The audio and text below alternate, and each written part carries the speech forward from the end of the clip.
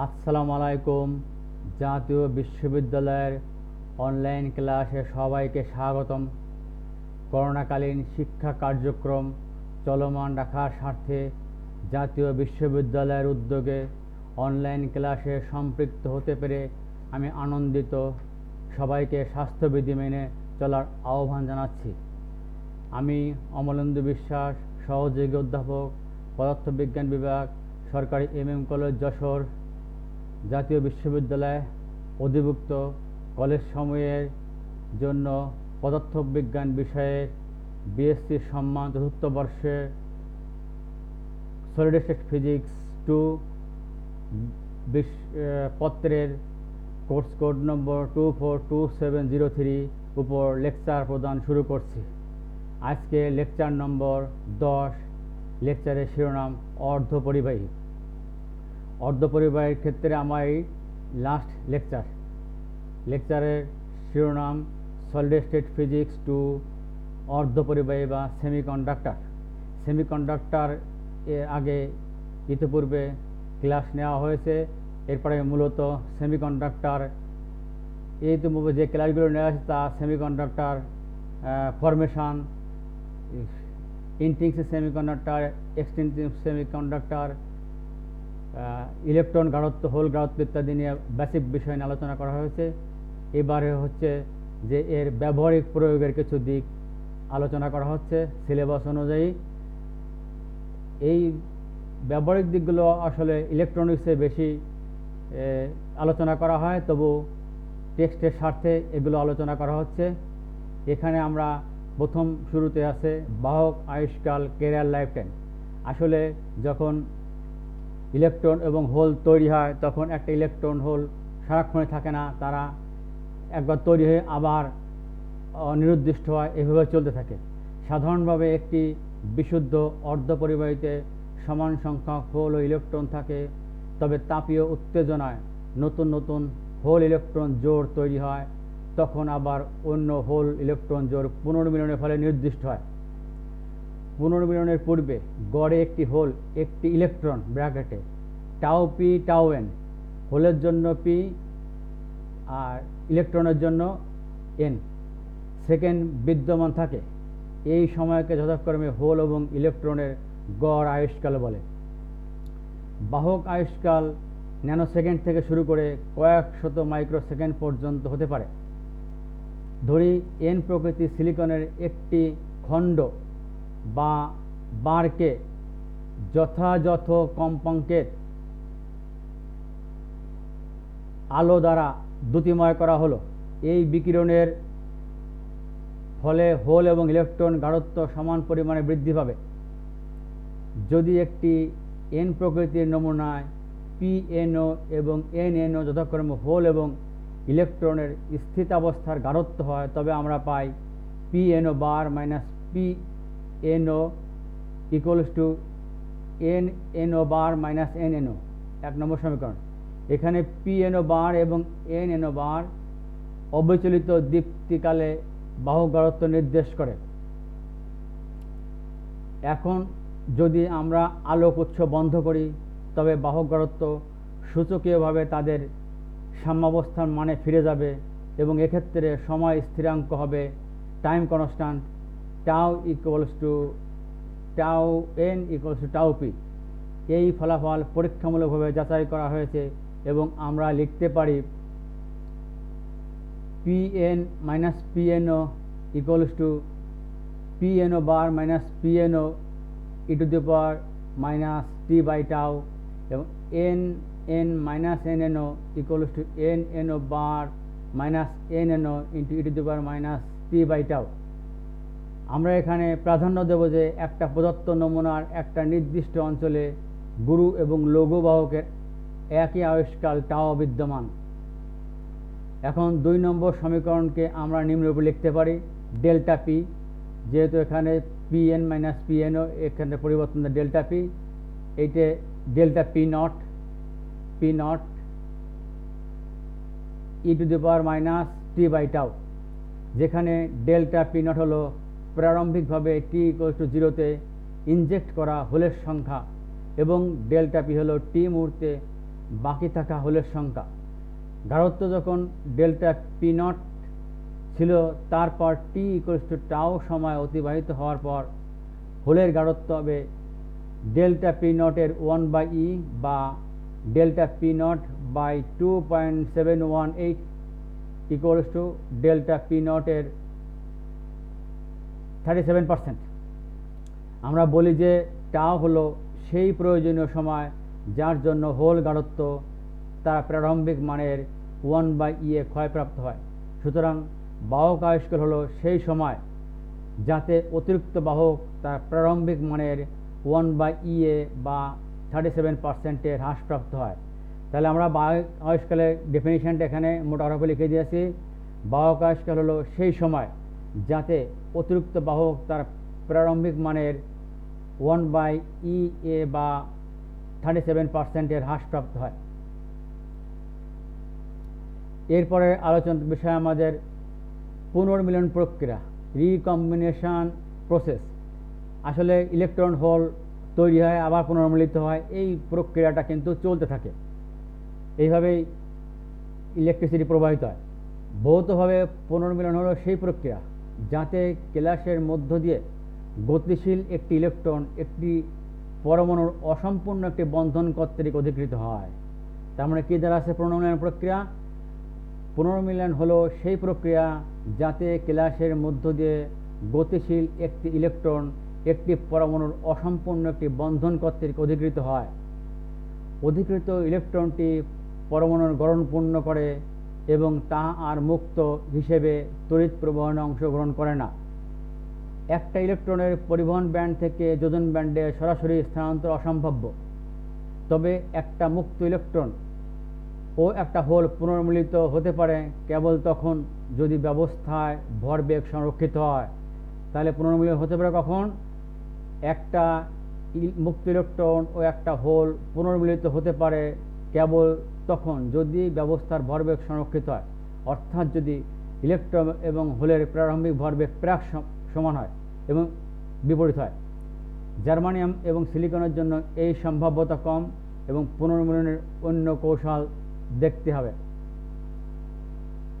পুনর্মিলন ঘটনা সংখ্যাধিক অংশ কেলাসের ভেজাল পরমাণুর অবস্থানে অথবা ত্রুটিতে সংঘটিত হতে দেখা যায়। এই রকম অবস্থান একটা ফাঁদ অথবা পুনর্মিলন কেন্দ্র হিসেবে কাজ করে এবং কার্যত একটি তৃতীয় বস্তু যা ইলেকট্রন হোল সংঘর্ষের জন্য প্রয়োজনীয় ভরবেগ সিদ্ধ করে। চিত্র 1-এ একটা ফাঁদ দেখা যাচ্ছে প্রায় নিষিদ্ধ ফাঁকের কেন্দ্রে অবস্থিত। ইলেকট্রন পরিবহন ব্যান্ড থেকে ফাঁদ স্তরে গমন করে এবং যোজন ব্যান্ডে নেমে যাওয়ার পূর্বে সেখানে স্বল্প সময় অবস্থান করে। যখন একটি ইলেকট্রন ফাঁদে অবস্থান করে, এটা গতিশীল হতে স্বাধীন নয় এবং পরিবাহিতে অবদান রাখে না। দুটো কেলাসের সংযোগস্থলে এবং পৃষ্ঠে পরমাণু সময়ে নিয়মিত সজ্জার পরিবর্তনের জন্য অসঙ্গতিও ঘটে। এই ধরনের অসঙ্গতি কেলাসের তড়িৎ ক্ষেত্রের পর্যাবৃত্তিক প্রকৃতি উল্টিয়ে দেয়, ফলে এলাকা তৈরি হয় যা মুক্ত বাহককে গ্রাস করতে ট্র্যাপে ফেলতে প্রয়াস পায়।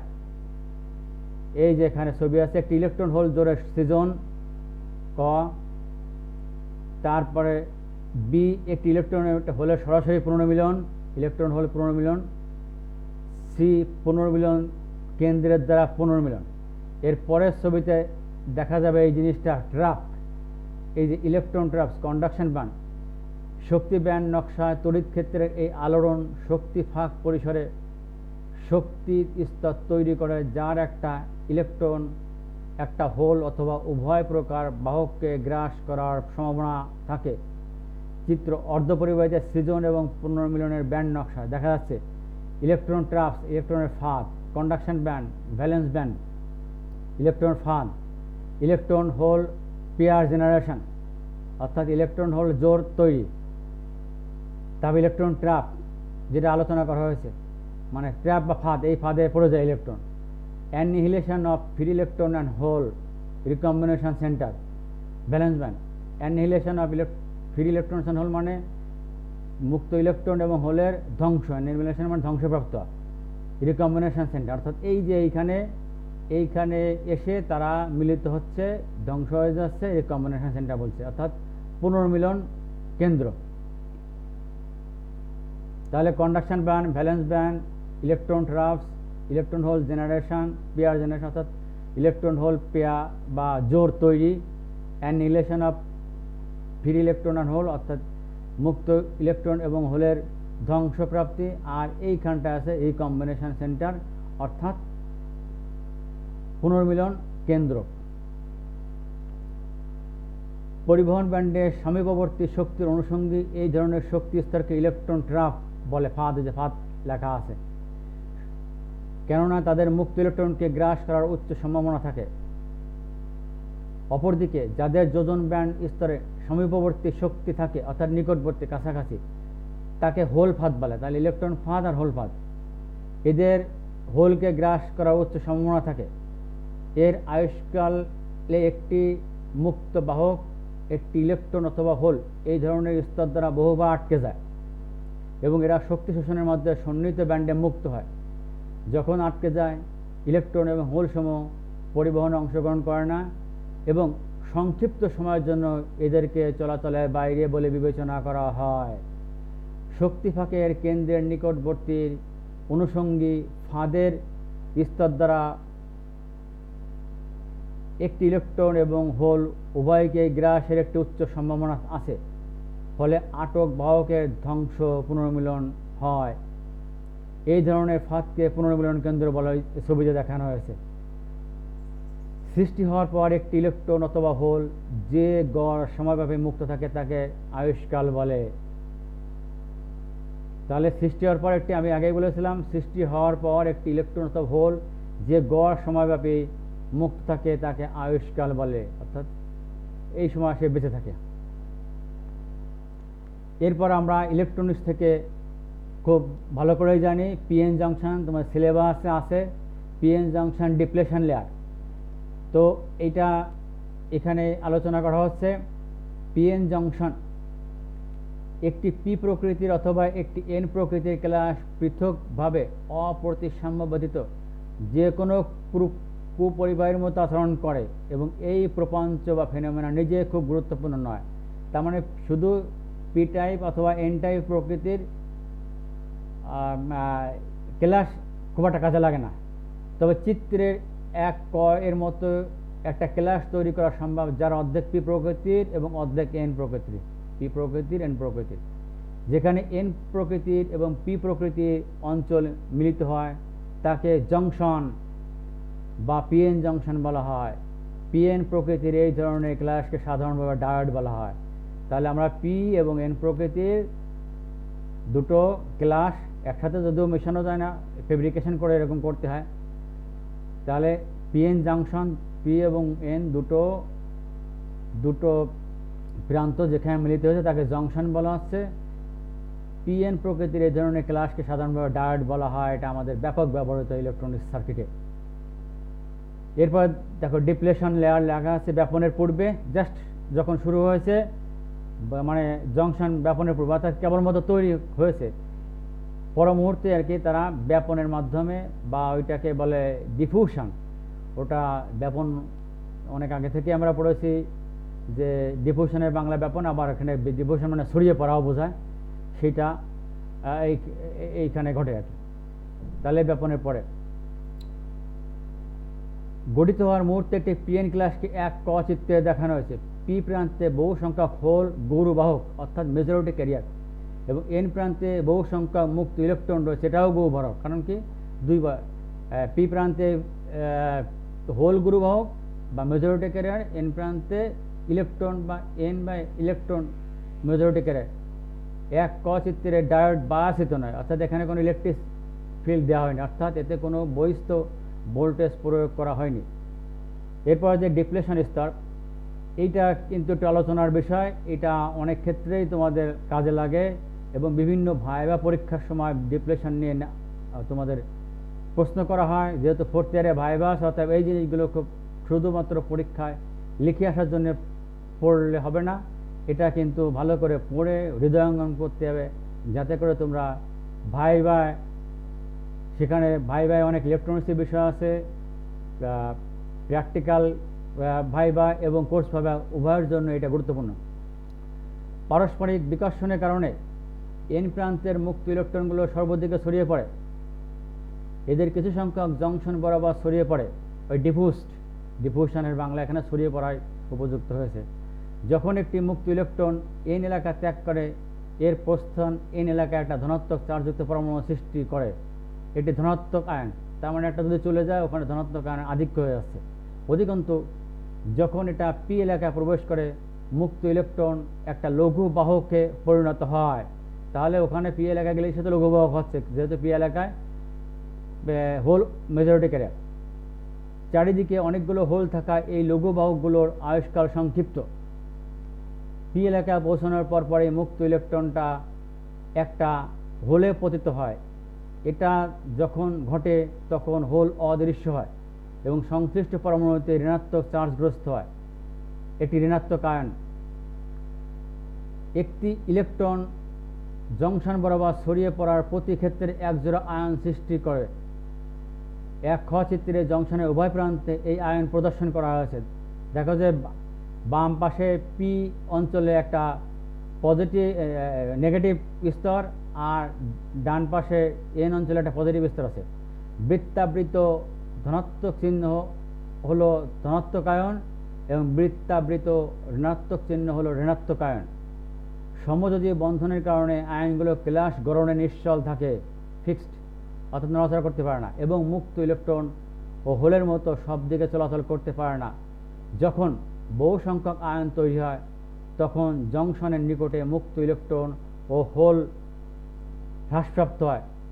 একে ডিপ্লেশন স্তর বা শূন্যকর স্তর বলে। তার মানে কি, ওই জংশনের দুই প্রান্তে আসলে তোমার মানে কোনো মুক্ত ইলেকট্রন থাকে না। মুক্ত ইলেকট্রন বা চলাচলযোগ্য ইলেকট্রন হলে মানে যেখানে ঘাটতি থাকে সেই স্তর বা শূন্যকর স্তর ডিপ্লেশন।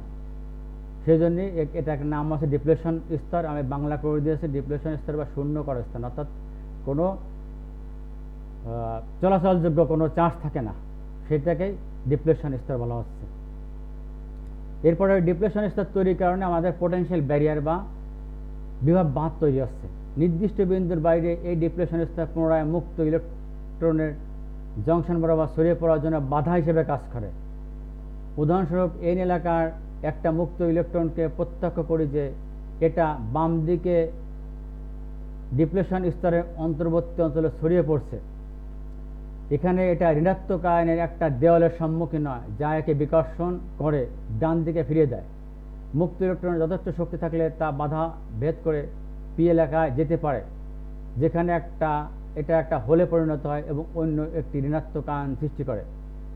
প্রতিটি ইলেকট্রন পাওয়ার হওয়ার সাথে ডিপ্লেশন স্তরের শক্তিমত্তা বাড়তে থাকে যে পর্যন্ত নয় একটা সাম্যাবস্থায় পৌঁছায়। এই অবস্থায় ডিপ্লেশন স্তরের অভ্যন্তরীণ বিকর্ষণ মুক্ত ইলেকট্রনের জংশন বরাবর পুনঃব্যাপন বন্ধ হয়। তারপর যখনই পুনঃব্যাপন বন্ধ হয় তখন ওখানে একটা ব্যারিয়ার তৈরি হয়। ডিপ্লেশন স্তর বরাবর বিভব পার্থক্যকে বিভব বাঁধ পোটেনশিয়াল ব্যারিয়ার বলা হয়।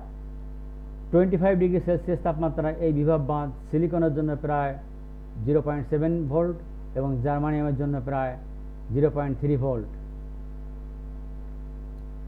এবার তোমাদের সিলেবাসে একটা আছে, ছোট করে আলোচনা করছি কারণ এটা দীর্ঘ বিষয়, দীর্ঘ আলোচনা করার সুযোগ নেই। তারপরেও এই লেকচারটা অনেক দীর্ঘায়িত হবে।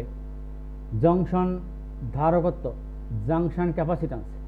ইতিপূর্বে আমরা দেখেছি যে পিএন জংশনের ডিপ্লেশন এলাকার এন প্রান্তে নিশ্চল ধনাত্মক চার্জ এবং পি প্রান্তে নিশ্চল ঋণাত্মক চার্জ বিদ্যমান। এটা বাম দিকে দেখলেই এবং তোমরা জানো। আর পি এন জংশনে বিপরীত ভোল্টেজ প্রয়োগ করা হলে এই উন্মুক্ত আধান বৃদ্ধি পায়। এটাকে ধারকজনিত একটি প্রভাব হিসেবে বিবেচনা করা যায় এবং জংশন একটা ধারকত্ব প্রদর্শন করে বলে বিবেচনা করা হয়। এটাকে জংশন ধারকত্ব বলে। এই ধারকত্ব কনস্ট্যান্ট নয় এবং বিপরীত ভোল্টেজ বৃদ্ধির সাথে হ্রাস পায়। পিএন জংশনের এই বৈশিষ্ট্য ভ্যারাক্টরস অথবা ভ্যারিক্যাপস নামে বিশেষ ডায়োডের প্রয়োগ বাতলে দেয়। এবার হচ্ছে আসলে ডায়োড কারেন্ট বা ডায়োড প্রবাহ। এটার জন্য একটা খুবই বিশিষ্ট সলিড স্টেট ফিজিক্সের জন্য একটা ইম্পর্টেন্ট রিলেশন একমুখীকরণ সমীকরণ বা ডায়োড সমীকরণ, rectifier equation or diode equation. P N জংশনের নিট প্রবাহ ঘনত্ব, এখানে কারেন্টের পরিবর্তে প্রবাহ ঘনত্ব দিয়ে প্রকাশ করা হচ্ছে। কারেন্ট ডেন্সিটি উপাংশ পিএন জংশনে নিট প্রবাহ ঘনত্ব 4টি উপাংশ J1, J2, J3 এবং J4 এর মাধ্যমে বিশ্লেষণ করা যায়। পি অঞ্চলের পরিবহন ব্যান্ডের সংখ্যালঘু বাহক ইলেকট্রনের এন অঞ্চলের পরিবহন ব্যান্ডে প্রবাহিত হওয়া প্রবাহ ঘনত্ব J1। যেহেতু ইলেকট্রন ঋণাত্মক আধান বহন করে, পি অঞ্চল থেকে এন অঞ্চলে ইলেকট্রনের প্রবাহ এন অঞ্চল থেকে পি অঞ্চলে প্রচলিত তড়িৎ প্রবাহের সমতুল, অর্থাৎ J1 ডান থেকে বাম দিকে যায়। চিত্রে পরে দেখানো হবে। এন অঞ্চলের পরিবহন ব্যান্ডে সংখ্যাগুরু বাহক ইলেকট্রনের পি অঞ্চলের পরিবহন ব্যান্ডে প্রবাহের কারণে সৃষ্ট প্রবাহ ঘনত্ব বাম থেকে ডান দিকে যায়, প্রবাহিত হয়। তাই ডান থেকে বাম, বাম থেকে ডানে। পি অঞ্চলের যোজন ব্যান্ডের সংখ্যাগুরু বাহক হল এন অঞ্চলের যোজন ব্যান্ডে প্রবাহিত হয়ে সৃষ্ট প্রবাহ ঘনত্ব J3 বাম থেকে ডান দিকে প্রবাহিত হয়। আর এন অঞ্চলের যোজন ব্যান্ডে সংখ্যালঘু হল পি অঞ্চলের যোজন ব্যান্ডে প্রবাহিত হয়ে J4 প্রবাহ ঘনত্ব সৃষ্টি করে, যা ডান থেকে বাম দিকে প্রবাহিত হয়। তার মানে দুটো যাচ্ছে ডান থেকে বাম দিকে আর দুটো যাচ্ছে বাম থেকে ডান দিকে। তাহলে আমরা বাম থেকে ডান দিকে নিট প্রবাহ হবে যোগফল দুটো আছে, যেটা বাম থেকে জানা যাচ্ছে J2 আর J3, আর ডান থেকে বামে যাচ্ছে J1 আর J4, সেইটা মিলে তাহলে বাম থেকে ডানে নিট প্রবাহ ঘনত্ব হলো J2 plus J3 minus J1 plus J4। প্রবাহ ঘনত্ব J1 হলো পি অঞ্চল থেকে নিম্নগামী ইলেকট্রনের এন অঞ্চলে গমনের কারণে জাত বা উদ্ভূত। সচরাচর পি এন জংশনে এই প্রবাহ খুব কম এবং তা স্থির বা কনস্ট্যান্ট। পি এলাকায় সংখ্যালঘু ইলেকট্রন বিরল, সুতরাং এদের দ্বারা সৃষ্ট প্রবাহ খুব কম। পুরো আয়তনের কঠিনের মধ্য দিয়ে এদের গতি মূলত ব্যাপনের মাধ্যমে হয়ে থাকে।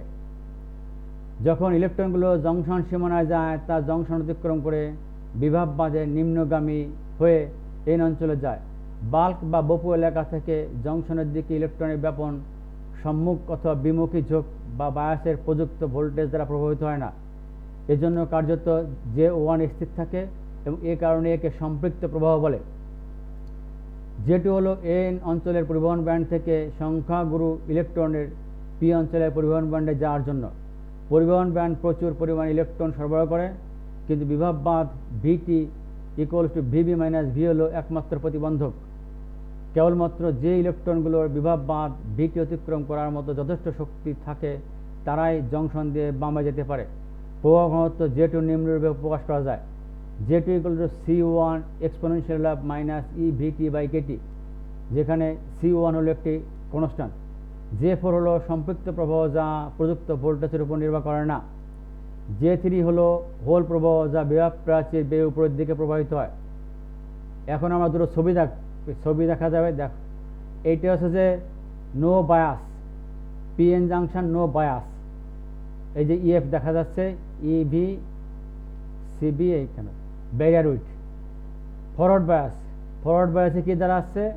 ফরওয়ার্ড বায়াসে দেখো যে ব্যারিয়ার উইথ কমে গেছে। এটা একটা সাধারণ অবস্থায় বায়াসিং অবস্থায় ব্যারিয়ার, তারপরে forward biasing plus minus, forward বায়াসিংয়ে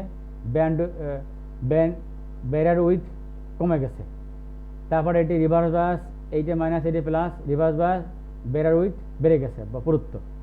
আর এখানে দেখো যে আমি বলেছিলাম চারটে কারেন্ট, J1 যাচ্ছে বাম থেকে ডানে, J2 যাচ্ছে ডান থেকে বামে, J3 ডান থেকে বামে, বাম থেকে ডানে, J4 ডান থেকে বামে। তাহলে এই জিনিসগুলোই আগে বর্ণনা করা হয়েছে। J3 আর J3 equals to C2 exp minus EVT by KT, যেখানে C2 হলো আরেকটি কনস্ট্যান্ট।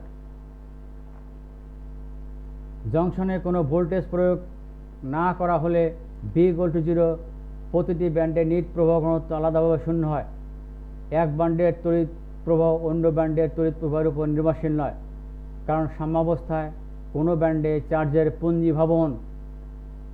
পুঞ্জীভবন বা জমা হতে হয় না। এই শর্ত প্রয়োগ করে C1 ও C2 এর মান নির্ণয় করা যায়। যখন V = 0 তখন VT = VB, এবং এমতাবস্থায় J2 = J1 এবং J3 = J4।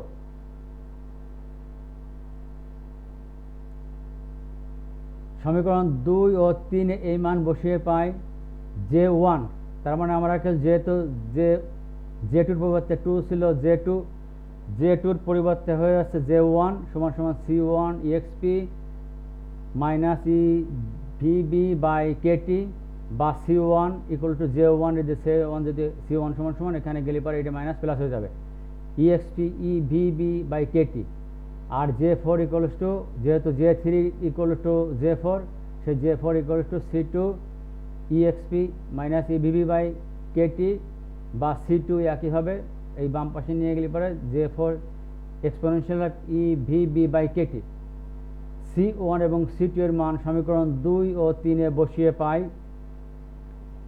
J2 = J1 exponential of EVB minus VT by KT, J3 = J4 exponential of EVB minus VT by KT 4-5, এবং J2 plus J3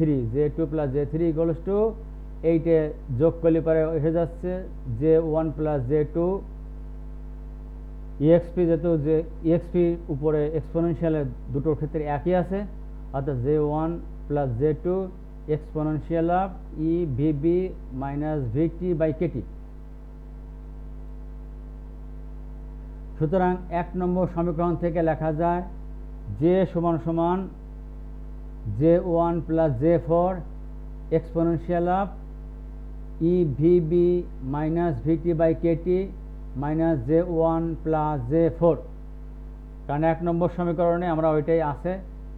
এখন এইখান থেকে আমি যদি J1 plus J4 কমন নিয়ে যাই, তাহলে দাঁড়াচ্ছে J = J1 plus J4 exponential of EVB minus VT by KT minus 1, কিন্তু J1 plus J4 = J0 মোট সম্পৃক্ত প্রবাহ ঘনত্ব প্রকাশ করে, এবং VB minus VT = V হলো প্রযুক্ত ভোল্টেজ। সুতরাং নিট প্রবাহ ঘনত্ব হলো J = J0 exponential EV by KT minus 1। সমীকরণ 6 একমুখীকরণ সমীকরণ নামে পরিচিত। এইটা হচ্ছে রেকটিফায়ার ইকুয়েশন। এইটা তোমাদের মনে রাখতে হবে, অনেক ক্ষেত্রে এইটা কাজে লাগে বিভিন্ন রকম ডায়োড ক্যারেক্টারিস্টিক কার্ভ পর্যালোচনার ক্ষেত্রে। প্রযুক্ত ভোল্টেজ সম্মুখ ঝোঁকের হলে V ধনাত্মক এবং বিমুখী ঝোঁকের হলে V ঋণাত্মক। ডায়োড বৈশিষ্ট্য স্টাডির ব্যবহারিক বর্তনী 2 নম্বর চিত্রে এবং সমীকরণ 6 এর লেখচিত্র 3 নম্বর চিত্রে প্রদর্শিত হলো। যখন V is greater than KT by E মানে সম্মুখ ঝোঁক প্রদান করা হয়, তখন exponential of EV by KT very very greater than 1 হয়। সুতরাং 6 নম্বর সমীকরণ নিম্নরূপ হয়। 1টাকে বাদ দিলে আমরা পাচ্ছি J = J0 exponential EV by KT।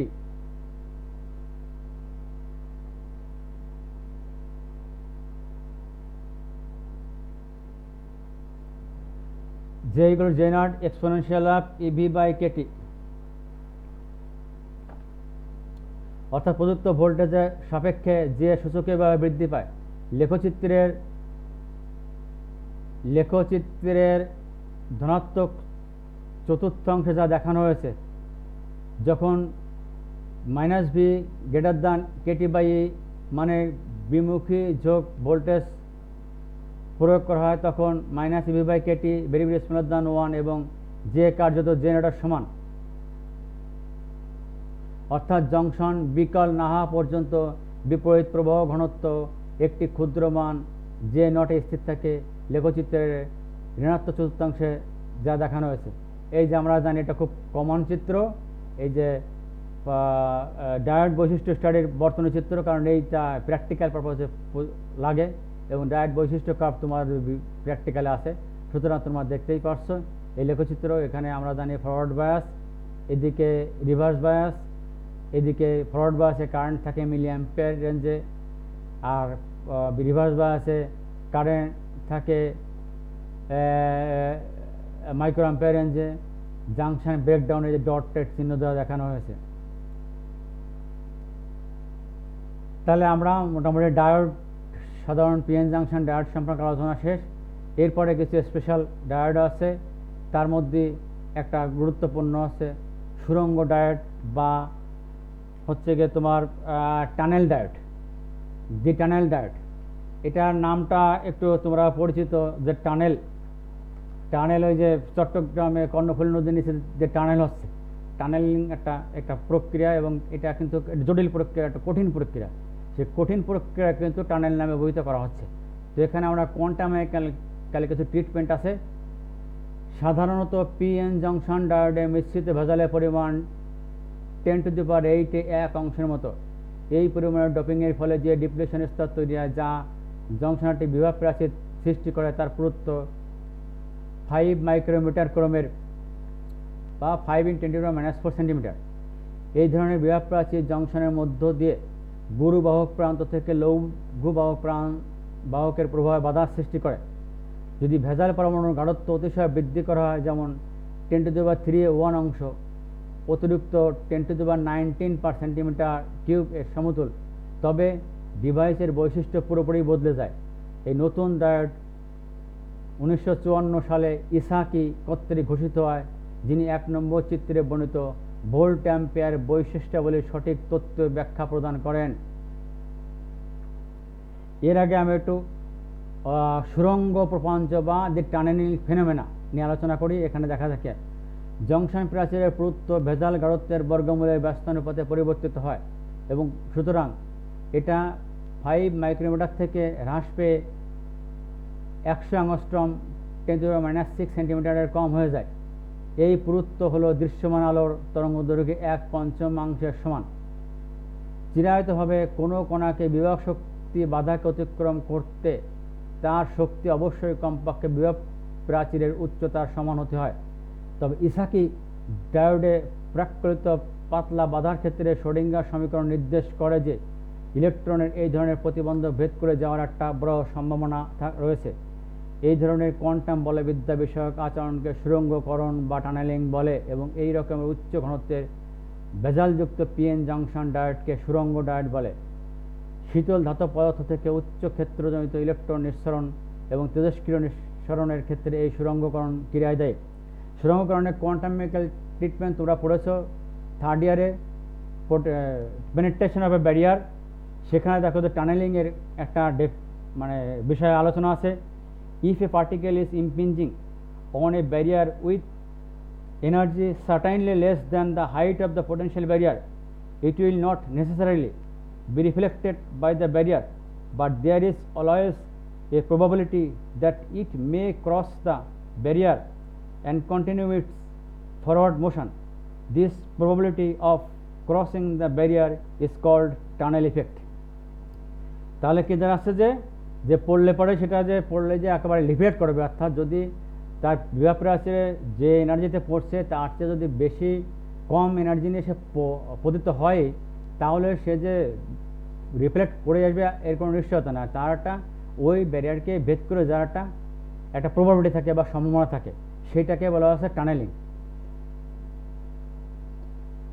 সুরঙ্গ ডায়োডের বৈশিষ্ট্য চিত্র 1 থেকে আমরা দেখি যে বিপরীত দিকে জংশনের এন প্রান্তের সাপেক্ষে পি প্রান্ত ঋণাত্মক। সুরঙ্গ ডায়োড একটি চমৎকার পরিবাহক।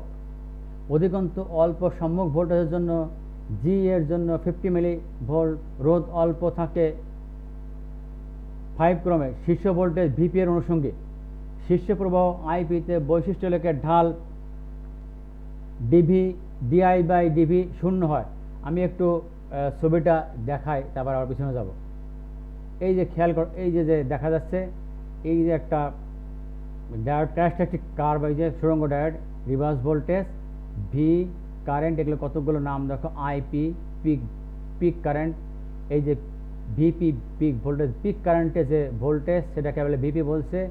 আর এই যে ভিবি আইভি, অর্থাৎ এটাকে বলে ভ্যালি কারেন্ট, ভ্যালি কারেন্ট বা উপত্যকা কারেন্ট। এই যে এখানের মতো একটা ভ্যালি হয়ে গেছে এরকম উপত্যকা, valley current IV, valley voltage, valley current. আবার এর থেকে আবার দেখা গেল ভোল্টেজ বাড়ালে পরে সেটা আবার যে দেখা যাচ্ছে আবার বৃদ্ধি পাচ্ছে, এইটাকে বলা হচ্ছে ঋণাত্মক রেজিস্ট্যান্স এরিয়া। আবার এদিকে পজিটিভ, এইটাই আছে এর একটা বড় রকমের একটা ক্যারেক্টারিস্টিক সুড়ঙ্গ ডায়োডের ভোল্ট অ্যাম্পিয়ার বৈশিষ্ট্য বলি আমরা। তাহলে আবার পিছনের দিকে বর্ণনাটা যাই। এখানে দেখো যে কয়েকটা আছে, আইপি মানে পিক কারেন্ট বা শীর্ষ কারেন্ট, আইভি পিক কারেন্টে যে ভোল্টেজ, ভোল্টেজ, আর ভিবি আছে ভ্যালি ভোল্টেজ, আর ভিএফ হচ্ছে তোমার ফরওয়ার্ড ভোল্টেজ একটা নাম। তাহলে আমরা কি বলছি যে শীর্ষ প্রবাহ আইতে, শীর্ষ প্রবাহ আমার পিক প্রবাহ, পিক কারেন্ট বৈশিষ্ট্য লেখের ঢাল dV by dI by dV শূন্য হয়। বিকে যদি ভিপি এর অতিরিক্ত বাড়ানো হয়, প্রবাহ হ্রাসপ্রাপ্ত হয়, পরিণত স্বরূপ গতি পরিবাহিতা জি ডিআই বাই ডিভি ঋণাত্মক হয়। দেখো এখানে নিচে নেমে গেছে। সুড়ঙ্গ ডায়োডের শীর্ষ প্রবাহ আইপি এবং সর্বনিম্ন প্রবাহ আইভি এর মধ্যে একটি ঋণাত্মক রোধ বৈশিষ্ট্য প্রদর্শন করে এবং একে বলা হয় উপত্যকা প্রবাহ, ভ্যালি কারেন্ট। আমি ছবি দেখে বলেছি আগে। উপত্যকা ভোল্টেজ ভিবিএ বা ভ্যালি ভোল্টেজ, যেখানে আই ইকুয়াল টু আইভি, সেখানে পরিবাহিতা পুনরায় শূন্য হয় এবং এই এলাকার বাইরে রোধ আবার ধনাত্মক হয়, আবার উঠে গেছে। প্রচলিত নাম শীর্ষ সম্মুখ ভোল্টেজ, ফরওয়ার্ড পিক ভোল্টেজ। প্রবাহ আবার আইপি মানে পৌঁছে, আইপি মানে আইপি, বৃহত্তর ভোল্টেজে প্রবাহ এই মানের বাইরে বৃদ্ধি পায়। তাহলে আমরা এখানে আইভি এবং আইপি এর মধ্যে মান বিশিষ্ট প্রবাহের জন্য লেখটি ত্রিমান বিশিষ্ট, কারণ প্রতিটি প্রবাহ পাওয়া যায় ভিন্ন তিনটে ভোল্টেজের জন্য। এই বহুমান বিশিষ্ট বৈশিষ্ট্যের কারণে সুড়ঙ্গ ডায়োড স্পন্দন এবং ডিজিটাল বর্তনীতে ব্যবহৃত হয়। সুড়ঙ্গ ডায়োডের আদর্শ বর্তনী প্রতীক 2ক চিত্রে দেখানো হলো। ঋণাত্মক রোধ এলাকায় পরিচালনার জন্য ক্ষুদ্র সংকেত নকশা 2খ চিত্রে প্রদর্শন করা হলো। সুড়ঙ্গ ডায়োডের প্রতীক খ, ঋণাত্মক রোধ এলাকায় ক্ষুদ্র সংকেত নকশা, সুড়ঙ্গ ডায়োডের বৈশিষ্ট্য লেখ। এই বৈশিষ্ট্য লেখটাই কিন্তু খুবই গুরুত্বপূর্ণ। তো তোমাদের এই ক্লাস আজকে এই পর্যন্তই শেষ। এখন কিছু রেফারেন্স পুস্তকের কথা বলছি। Albert Paul মালভিনো, electronic principles, tata MC গ্রাহাইল publishing company limited. M A. Ohm, solid state physics, second addition, নাওরসা publishing house, new Delhi. Jacob Millman, ক্রিস্টস C হেলকিয়াস and সত্যব্রতজিৎ মিলম্যানস electronic devices and circuits, tata MC গ্রাহাইল publishing company limited. Professor SM. Mokshed Ali, solid state physics 2। তো তোমাদের এই আজকের ক্লাসের এখানে সমাপ্তি। ভালো থেকো, সুস্থ থেকো, ধন্যবাদ।